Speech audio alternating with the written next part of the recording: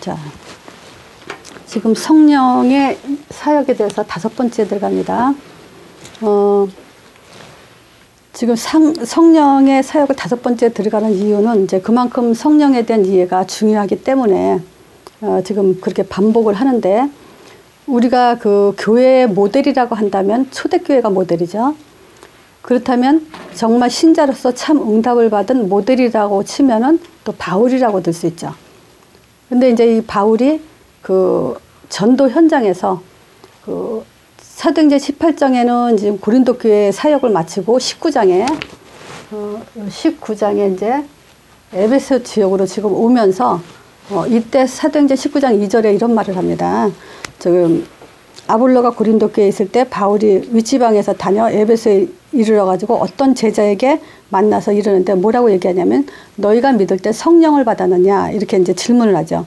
그랬을 때 사람들이 우리는 성령을 계심도 듣지도 못했다 이런 얘기를 해요. 그랬더니 바울이 이르되 그러면 너희가 무슨 세례를 받았느냐 대답하는데, 요한의 세례만 알 따름이더라 그래요. 그러니까 요한의 세례, 이제 지금 요것만 알고 있다 그래요. 근데 이제 요 18장에 24절 이하에 보면은 브리스길라 아굴라가 이제 알렉산드리아에서 난 아볼로를 보면서 이제 이 아볼로가 성경에 능하고 학식이 많은 사람이고 이 언변술이 아주 참 좋아요. 근데 이 사람이 예수 그리스도에 대해서 설명을 할 때 듣고서 이 브리스길라 아굴라 평신도가 이제 아볼로 같은 경우는 이제 목사 정도로 이렇게 학식이 높은 사람이죠. 이 사람을 불러다가 지금 그 요한의 세례만 아는 것을 보고 데려다가 이제 예수 그리스도를 통해서 성령의 세례를 받는 그 성령에 대한 얘기를 함으로 인해서 이 아볼로가 나중에 유대인들에 더 유익하게 했다는 그런 기록이 있어요. 그래서 너희가 믿을 때 이 성령을 받았느냐라는 이 성령이 지금 전도자 바울이 여기에 지금 집중하고 있다는 걸 볼 수 있어요.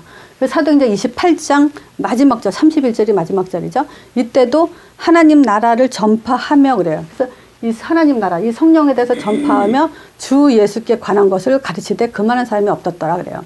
그러면 지금 사도 바울은 이 성령에 대한 사역에 대한 집중을 했다는 얘기죠. 그러면 우리가 이 성령에 대해서 실제 오순절날 임한 성령, 이걸 얘기하는 거거든요.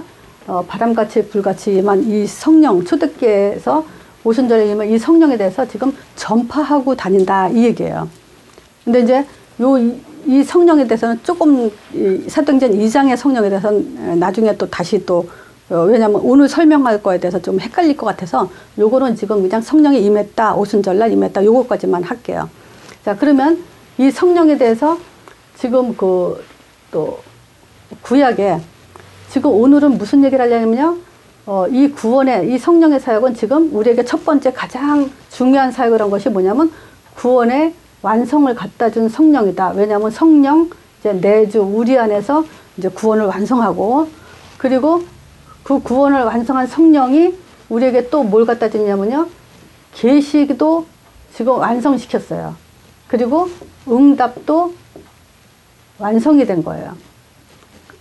이 성령 내주 구원의 완성이란 성령은 곧 계시도 완성하고 응답도 완성했다라는 요 메시지를 중심으로 할 거기 때문에 이제 사도행전 2장에 오순절날 바람같이 불같이 임한 성령이 어떤 방향을 가지고 흘러갔냐라는 것에 대해서는 이제 다음번에 얘기하겠습니다. 자, 그래서 우리가 지금 구원의 완성, 또 계시의 완성, 응답의 완성이라는 그 의미를 지금 설명하기 위해서 지금 구약에는요, 하나님은 보이지 않는 하나님이 이제 말씀을 통해서 우리와 관계하시는데, 맨 처음에 어떤 말씀과 관계하셨냐면 창세기 2장 17절 선악과를 먹지 마라 이 말씀으로 이제 우리와 함께 하시고 인도하시고 응답하시기 시작하셨죠. 그런데 이제 문제가 터짐으로 인해서 다시 주신 말씀이 이제 창세기 3장 15절 여인의 후손이 오면 뱀의 머리 상할 거다는 원시복음, 이 복음에 대해서 이제 하나님이 이 말씀으로부터 이제 인간과 함께하는 그 시작이 됐죠. 그럼 요거를 잊지 않도록 하기 위해서 여인의 후손에 대한 그림자로 뭘 말씀하셨냐면 예배 때마다 양의 피를 가져 나오게 했죠. 그래서 창세기 4장에 보면 가인이 이 예물이 이제 곡식 예물 드림으로 인해서 하나님이 예배를 안 받았다라는 내용이 분명히 이제 그걸 말해주고 있고요.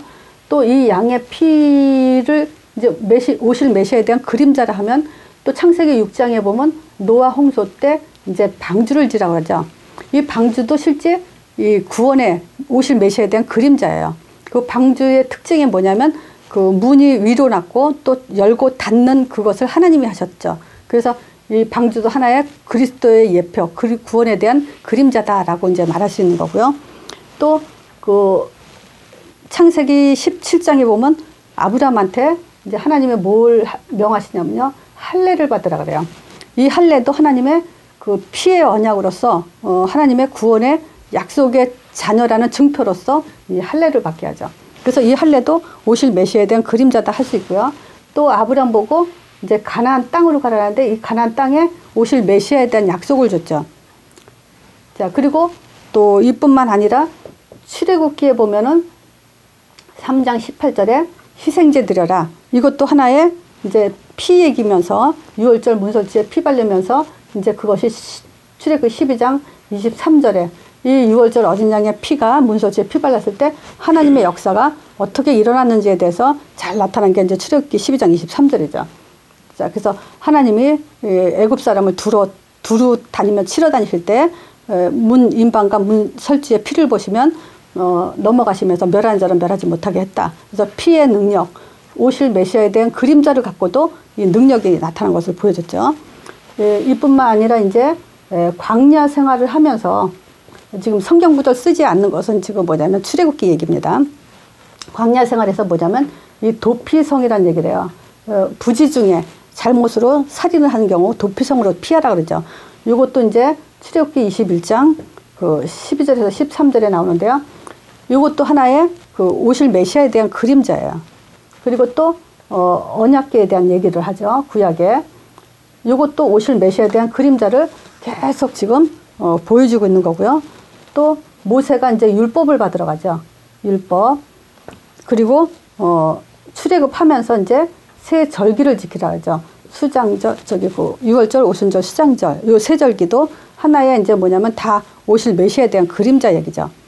그리고 안식일. 그리고 성막. 또 그 노뱀. 요거는 노뱀은 이제 그 민수기에 나오죠. 민수기 21장에. 자, 그래서 이런 것들을 지금 계속 구약에는 구원의 그림자로 계속 그 이스라엘 백성들을 끌고 간 하나님의 그 메시지라고 할 수 있는 거예요. 근데 중요한 건 뭐냐면 예수 그리스도의 그림자다. 우리는 그걸 보면 돼요. 자, 근데 이제 신약에 와서 이제 이 그림자들이 성취시키는 걸 뭐 지금 다 나오진 않지만 실제 그 요한복음 1장 29절에 보면요. 성취죠. 예수님이 이 땅에 오셔서 지금 여기서 뭐라 하냐면 세례 요한이 예수님을 보고 예수님 보고 세상 죄를 짊어지고 가는 하나님의 어린 양이다. 그래서 죄를 짊어지고 가는 하나님의 어린 요 양이다라고 했을 때 그 양은 뭐겠어요? 지금 양의 피. 이제 이런 것들이 예배 때마다 피 흘리는 그 양에 대한 그림자가 지금 예수님이다라고 지금 성취된 거를 지금 말해주고 있죠. 세례 요한이. 또 이뿐만이 아니라 요한복음 2장 13절 22절에 보면요.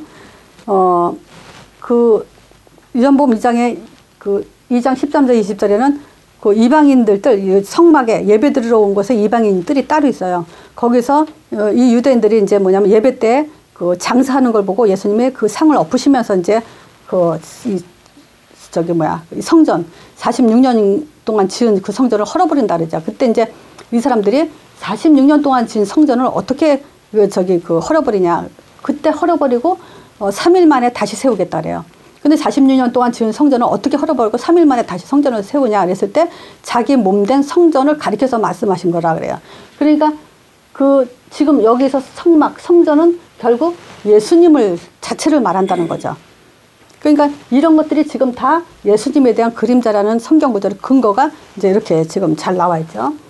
세 번째, 그 요한복음 17장 1절에 보면 6월절 때가 자기 때가 이르니까 이때 뭐냐면 때가 이름에 그래요. 근데 뭐냐면 이때 6월절이 가까운 거예요. 그래서 6월절 날 예수님의 십자가 이제 잡히시면서 십자가 돌아가신 날이 이제 6월절 날 돌아가시죠. 자, 이걸 봤을 때도 지금 그 세 절기가 결국 자기를 얘기하고 있다는 걸 볼 수 있죠. 그리고 19장, 요한복음 19장 30절에 이제 다 이루었다. 이랬어요. 그래서 요 십자가에서 다 죽으심으로 인해서 이런 구원의 그림자들이 다 이루어졌고 또 여기서는 그것들이 이제 완성이 된 거예요. 자, 그래서 지금 그 완성이요. 무엇이 완성이 되냐? 사도행전 1장 3절에 보면요. 40일 동안 그 하나님 나라에 대해서 설명한 것이 지금 그 일단 요한복음 14장 16절에 보면 이 성령이 우리 안에 영원토록 그와 같이 버려두지 않고 영원히 함께한다. 성령 내주죠. 이제 구원 사역을 완성한 것. 자, 구원 사역을 완성함으로 인해서 이제 그 다 이뤘다가 이제 성령으로 우리에게 이제 부어주는 그런 이제 그 구원 사역의 완성이죠. 그러면 이 말은 뭐냐면요. 이제 이 성령을 통해서 하나님 나라 이걸 통해서 지금 뭐냐면 양의 피를 잡을 필요가 없어요. 이제 양 잡아서 피 흘릴 필요도 없고 할례 받을 필요도 없고 또 그 가나안 땅 가려고 우리가 시도할 필요도 없고요. 또 도피성도 필요 없고 언약계 율법 뭐 어떤 분들은 지금 어느 목사님은 성막을 다시 만들고 그 성막에 대한 그 모형을 보여주고 하는 그런 경우도 있거든요. 그리고 지금 뭐냐면 뭐 에덴 동산도 지금 찾는다는 얘기 있고 언약궤도 지금 찾으려고 하는 사람들도 있고 근데 그런 것들이 다 이제 뭐냐면 이 성령으로 완성이 됐기 때문에 찾을 필요가 없다는 거야. 그거는 그 구원에 대한 그림자지 실제 그거는 아무 의미가 없는 거예요. 자, 그래서 우리가 지금 저런 것들이 다 완성됐기 때문에 다시 찾을 필요가 또 없다. 그래서 한 예를 들자면 여기서 놋뱀이요. 요 놋뱀이 요한복음 3장 14, 15절에 보면요. 이 놋뱀도 뭐라 하냐면 모세가 광야에서 뱀을 든 것 같이 인자도 들려야 하리라. 결국 이 놋뱀도 뭐냐면 예수님의 십자가 그림자를 지금 보여주고 있는 거잖아요. 그리고 이것뿐만이 아니라 안식일도요. 안식일에 대해서 지금 골로새서 2장 그 12절 17절이요. 요거는 성경 내용이 좀 길기 때문에 내가 좀 이제 볼게요. 여기서도 이제 안식일에 대해서 이제 편론하지 말라 그래요. 뭐냐면 우리가 이제 그 세례로 그리스도와 함께 장사되고 또 죽은 자들 가운데서 그를 일으키신 하나님의 역사를 믿음으로 말미암아 그 안에서 함께 일으키심을 받았기 때문에 이제 우리를 거스리고 불리하게 하는 법조문, 말하자면 율법 그런 거죠.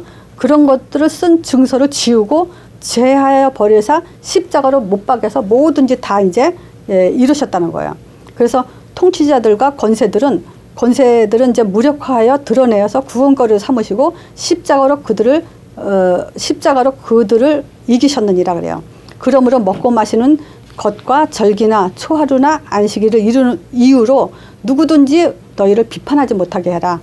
이것은 장래일의 그림자나 몸은 그리스도의 것이다. 그러니까 이런 것들은 지금 장래일의 그림자로 보여준 거다 이거야. 구원의 그림자, 메시아, 그리스도 예수에 대한 그림자로 보여준 것이 실제가 아니다 이런 거야. 지금 예수님이 그 실제가 되셔서 구원 사역을 이루시고 이제는 뭐냐면 그 성령으로 구원을 이제 완성을 시키는 거예요. 자, 그렇기 때문에 우리는 이제 그 안식일 날 예배 드려야 된다. 그것도 편론하지 말라 그랬어요. 안식은 뭐냐면 바로 예수님을 말하는 거예요. 하나님 만나는 걸 말하는 거예요. 그게 안식이죠. 자, 그래서 지금 요 안식일 가지고 편론하지 말라. 그리고 또 요 율법에 대해서도 히브리서 10장 1절에 그래요. 율법은 장차 오는 좋은 일의 그림자요 그래요. 장차 오는 메시아에 대한 그림자지 참 형상이 아니므로 율법 가지고는 온전케 될 수 없다. 이렇게 얘기를 해요. 그러니까 율법은 사실은 인간이 죄를 깨닫게 하고 이 죄 때문에 우리는 구원받을 수 없는, 그래서 우리가 그리스도 믿음으로만 구원받는다는 것을 가르쳐주는 몽학선생이 되는 거죠. 자, 또 그 마태복음 5장 17절에도요. 예수님이 직접 말씀하시죠. 내가 율법이나 선지자나 폐하러 온 줄 생각하지 마라. 그것이 아니라 온전케 하려고 왔다. 이렇게 얘기해요. 그래서 십자가에서 모든 것을 다 이루시고 이제 이 성령으로 구원 사역을 완성시키러 오셨다. 이제 이런 내용이죠, 이게. 자, 그리고 이제 두 번째, 구원의 완성이면 이제 계시도 계시의 완성. 말하자면 하나님은 지금 이 복음 예수 그리스도를 통해서 뭘 계시하냐면요, 하나님을 계시하시죠. 그리고 십자가를 통해서 구원을 계시하시죠. 부활을 통해서 하나님의 지금 살아계심을 계시하고 계시죠.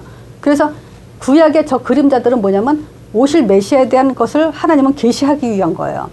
그 계시가 이제 오시고 십자가에서 죽으시고 부활하심으로 인해서 이제 어디까지요? 성령 보내준 것까지, 구원을 완성한 것까지 지금 계시하셨기 때문에 하나님은 구원 사역을 위해서 뭔가 또 더 계시할 게 없다는 거예요. 구원을 하기 위해서, 구원을 이루기 위해서 뭔가 더 해야 될 일도 없고 또 계시해서 알릴 것도 없어요. 그래서 계시가 이제 완성이 된 거예요. 더 이상 알릴 필요가 없죠. 그래서 지금 이제 구원의 스케줄을 이제 다 끝내시고요. 세 번째 뭐냐면 응답의 완성이요. 응답의 완성. 말하자면 지금 하나님 형상대로 지음받은 그 하나님 자녀들에게는 가장 좋은 응답이 뭐냐면 성령, 곧 하나님의 영이 우리 안에 영원히 함께하는 그것만큼 더 좋은 배경이 없고 더 좋은 응답이 없는 거예요. 그래서 하나님은 여기서요, 로마서 8장 2절에 보면요, 이는 그리스도 예수 안에 어떤 게 있냐면 생명의 성령의 법이 있어요. 그래서 죄와 사망의 법에서 이를 해방했다 그래요. 그러니까 법적으로 이 성령의 법은 우리에게 모든 죄와 사망의 법을 깨뜨리고 우리에게 완전한 해방을 줬기 때문에 최고의 응답인 거예요, 성령은. 또 이것뿐만이 아니고 로마서 8장 그 39절에 보면요, 높음이나 깊음이나 다른 어떤 피조물이라도 우리를 우리 주 예수 안에서 있는 하나님의 사랑에서 끊을 자가 없다는 거야. 그래서 이 성령이 한번 내주된 사람에게는요, 그 성령을 다시 끊을 자가 아무도 없어요. 그래서 최고 응답의 완성인 거예요. 자, 그래서 이거 보세요. 이제 그렇다면은 이 성령에 대한 이해가 가장 우리가 반드시 해야 될 것이 뭐냐면 구원의 완성과. 그리고 난 옛날에 어떤 뭐 목사님이 계시받았다 또는 이제 누가 계시받았다 이러면 진짜 하나님의 뭐 특별한 어떤 그 뭔가를 받았다라고 진짜 그렇게 생각을 했었어요.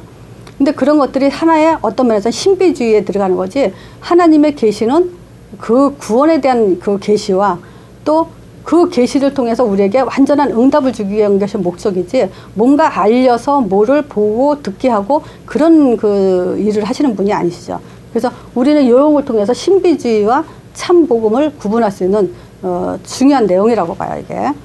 자, 그리고 이제 여기서 이제 더 뭘 말할 수 있냐면요, 에덴 동산도 사실은 어떤 면에서는 성령으로 완성이 됐어요. 에덴 동산은 뭐죠? 선악과가 있고 또 생명과가 있죠. 우리가 범죄한 후에 이제 뭐냐면 생명과를 화염검으로 두루 쳤다 그랬죠. 그 생명과는 사실은 과일을 말하는 게 아니라 그 오실 메시아에 대한 거죠. 영생. 자, 그러면 뭐냐면 그 생명과가 사실은 그 오셨고 가나안 땅에 오셨고 그 생명과가 결국은 성령으로 완성돼서 우리 안에 구원을 완성하시고 이 성령을 통해서 이제 뭐냐면 땅 끝까지 가라. 에덴 동산에도 비손, 기온, 히데게 유발하되 그 에덴 동산을 중심으로 네 근원의 강줄기가 이제 이렇게 돼 있잖아요. 그래서 에덴 동산을 발원해서 모든 그 하나님의 축복이 온 땅에 전파되도록 한 것 같이 이 성령을 통해서 이제 너희가 성령이 임하면 권능을 받고 예루살렘과 온 유대와 사마리아 땅까지 내 증인이 되려 한 것처럼 지금 이 성령은 곧 에덴 동산까지도 완성됐다. 생명과의 완성이다. 이렇게 볼 수 있는 거예요. 그래서 우리는 이제 여기서부터 뭘 해야 되냐? 인도만 받으면 돼요. 인도. 이제 그만큼 구원은 완전한 거다. 모든 그 하나님의 그림자를 다 완성시켰고 이제부터는 인도를 받아야 되는데 분명히 사도행전 1장 8절을 약속으로 잡아야 돼요. 자, 이걸 믿음으로 우리가 선택을 해야 돼요. 제가 오늘도 현장에서 어떤 질문을 받았냐면 믿음 주셔야 되는데 하나님이 나한테 믿음을 안 줬다. 하나님은 나한테 응답을 안 줬다. 이제 이런 말들을 많이 들어요. 그래서 내가 무슨 얘기를 해줬냐면요. 실제 그 하나님은 우리에게 그 믿음을 주기 위해서 아들을 보냈어요. 그리고 그 아들을 통해서 십자가에서 모든 문제 끝냈다는 그 믿음을 십자가를 통해서 주신 거예요. 그리고 부활하셔서 사단 권세 깨뜨렸다는 그 부활의 능력 가지고 우리한테 더 이상 큰 믿음을 줄 수가 없어요. 자, 그리고 예수 이름 부를 때 성령 보내준다고 약속을 했죠. 하나님 나라가. 예수 이름 통해서 이제 임하죠. 그 요한복음 14장, 15, 16장 이랬잖아요. 내 이름으로 기도해라. 내가 내 이름으로 보내실 성령 그랬잖아요. 그래서 그 이름으로 이제 이 사도행전에 이제 계속 그 사도행전 3장에 보면 베드로가 그랬잖아요. 베드로와 요한이 성전 미문에 이제 그 안진뱅이를 일으키면서 내가 가진 것 없는데 내게 있는 것 네게 주는데 나사렛 예수 이름으로 일어나 걸어라. 그래서 그 이름으로 이제 성령 보내준다는 걸 베드로가 이제 담대히 알고 있죠. 그리고 그 성령 받으면 땅까지 증인되어야 되는 것은 우리가 이제 성령 받은 자의 삶의 방법인 거죠. 삶을 그렇게 살으라고 방향을 주신 거죠. 자, 그렇다면 이제 뭐냐면 우리가 뭘 믿고 힘을 얻어야 되는지도 내용을 다 줬기 때문에 믿음 주세요가 아니라 그 주신 것 가지고 확인하면서 우리는 믿음을 더 잘하게 확인하도록 가야 되죠. 이제 그러면서 이제 뭐냐, 왜 성령의 인도 안 해주냐 그러죠? 성령의 인도도 마찬가지예요. 사도들이 받은 발걸음을 가지고 성령 인도 그렇게 받으라고 얘기한 거지 성령 인도 해주세요가 사실은 아니죠. 그 성령 인도를 우리가 잘못 받을까 봐 성령이 어떻게 역사해서 사도들을 이렇게 인도했다라는 것이 사도행전 28장까지 다 기록을 해놨어요. 그렇기 때문에 우리 성령 인도 해주세요가 아니에요. 이미 믿음도 줬고 이제 성령 인도도 해준 거예요. 어떤 면에서. 그래서 우리는 보고 가야 되죠. 그래서 개인적인 체험이나 개인적인 어떤 응답을 가지고 성령 인도다, 성령 응답 받았다, 이제 이런 식으로 말을 한다면 그거는 자기 생각에 착각 믿음에 지나지 않은 거죠. 자, 그래서 인도요. 사도행전 1장 8절의 인도는 뭐냐면 지금 분명히 땅끝까지 내 증인이 되라 했을 때 우리가 이제 복음 5가지 증인 알죠?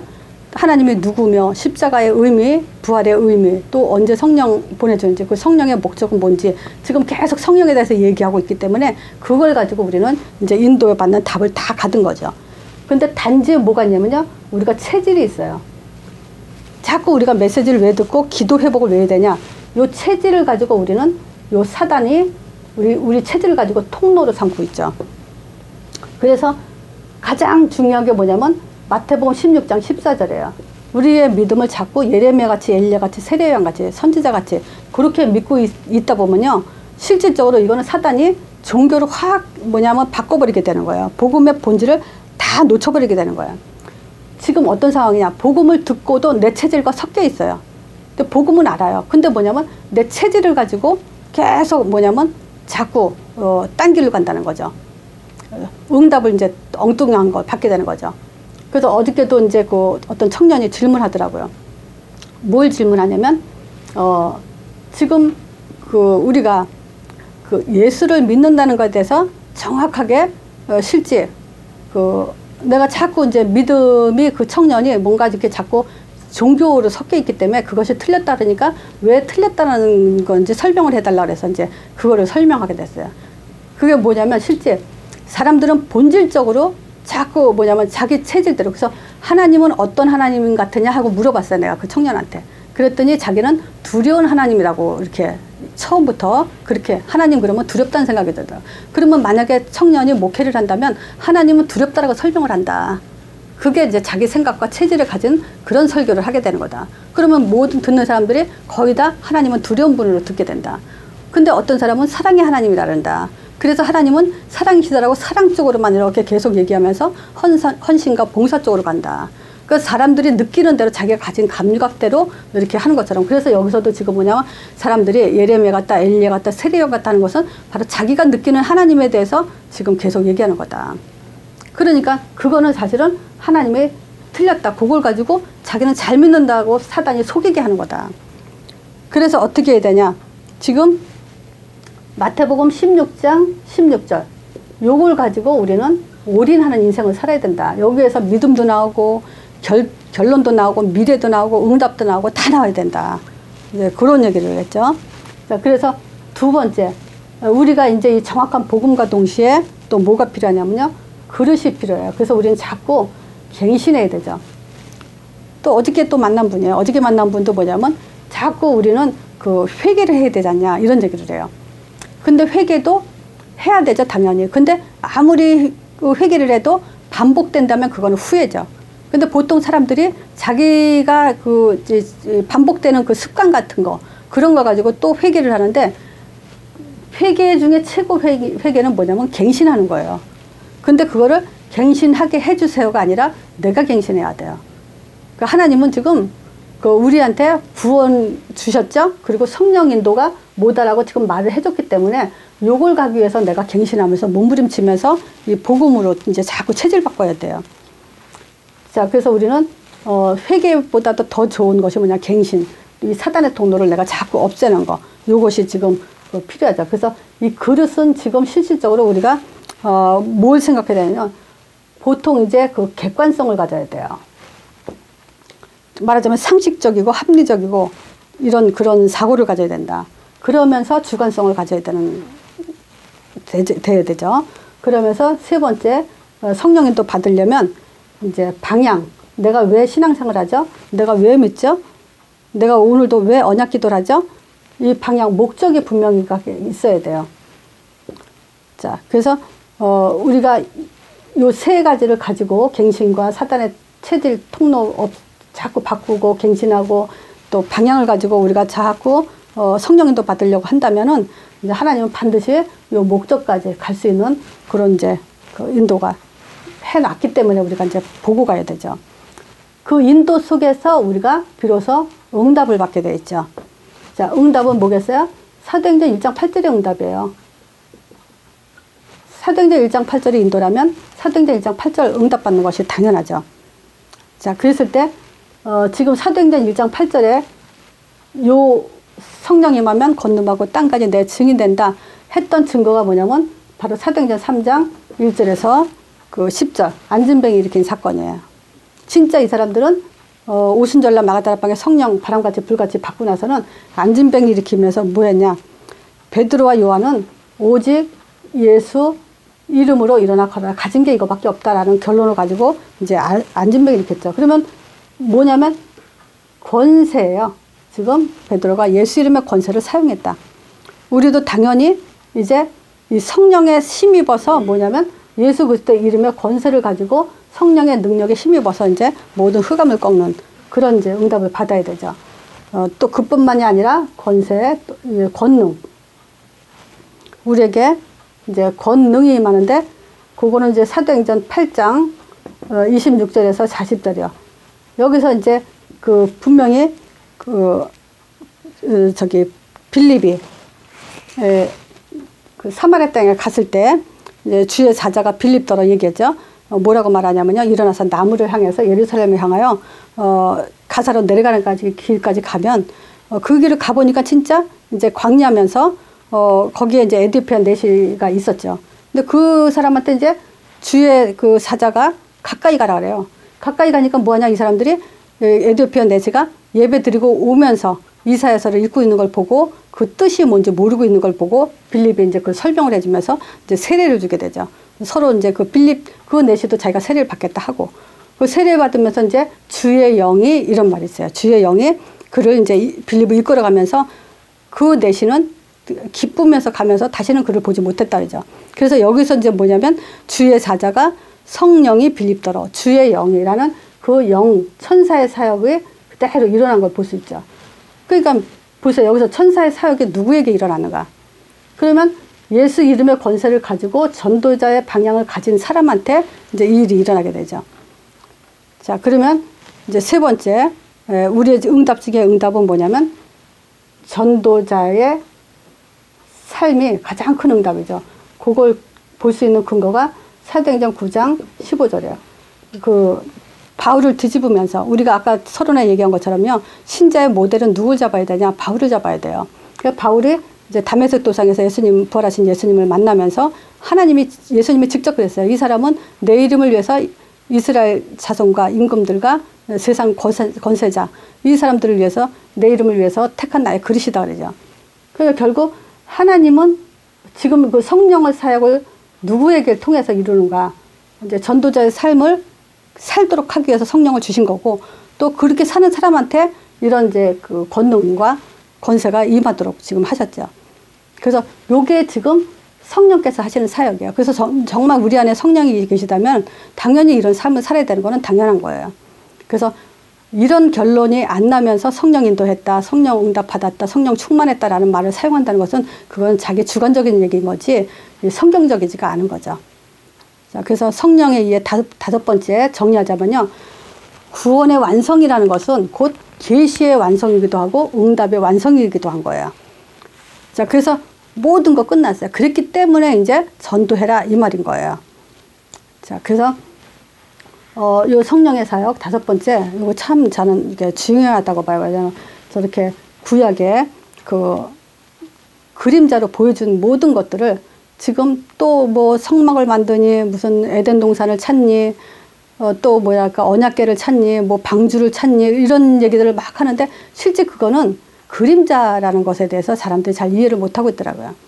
그래서 찾지 않아도 되는 이유가 이제 요 메시지라고 저는 확신할 수 있습니다.